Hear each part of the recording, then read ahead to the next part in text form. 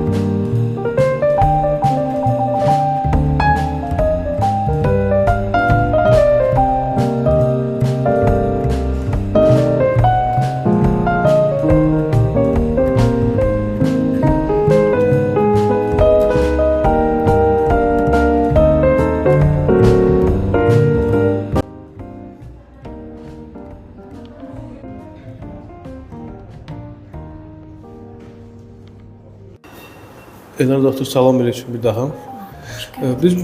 Biz və bizim qonaqlar ən çox hansı suallar verdiklərini biz istəyirik sizə verək və o suallara cavablandırasınız. Ən çox verilən suallar, hansı xəstəlikləri sizin sanatoriyada müalicə etmək olar, onun zəhmət olması deyirsiniz? Deməli, bizim sanatoriyamız oynaq profilli əsasən və dəri profilli sanatoriyadır. Oynaq və onurğa sütununun, yəni dayaq hərəkət sisteminin bütün xəstəliklərində demək olar ki, çox effektiv müalicələrimiz var. Məsələn, bura aiddir osteoxondrozdan, onurğanın degenerativ xəstəliklərindən, osteoxondrozdan tutmuş, onurğa sütununun disk yırtıqları, protruziyalar, qazanılmış deformasiyaları, skolioz, kifoz, lardoz kimi deformasiyaları. Sonra bura aiddir eyni zamanda periferik sinir sistemi xəstəlikləri, radikulitlər, radikulopatiyalar, işalgiyalar, nevralgiyalar. Bura aiddir həmçinin ankilozlaşan spondilit, Bechterev kimi adı altında tanıdığımız xəstəlik.